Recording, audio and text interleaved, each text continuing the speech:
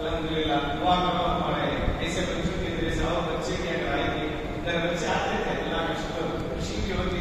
काम में हमारे कुछ होगा हम भी बोलते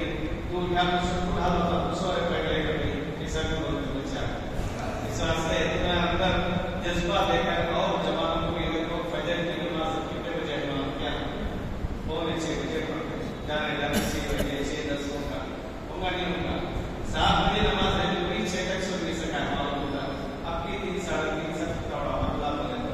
ऐसा इस वास्ते सब पाबंदी करने की पूरी कोशिश करेंगे इंशाअल्लाह अल्लाह ताला इन मौसमों को और भी तरक्की अता फरमाए दिन और दुनिया में कामयाबी अता फरमाए और एक बात की दरख्वास्त आई है तो ऐसी बातों पर जो संदर्भ करते हैं जो दस्ते के फाइल से आए हैं तो आप अल्लाह ताला उनको सेहत कामिला आजिला मुस्तक़बिला नसीब फरमाए सेहत तंदुरुस्ती अता फरमाए बहरहाल मुझे खुशी होती है ऐसे बच्चों को सही हिम्मत अफजाई करने के लिए और एक प्रोग्राम भी बना रहा हूँ इंशाअल्लाह नौजवानों के लिए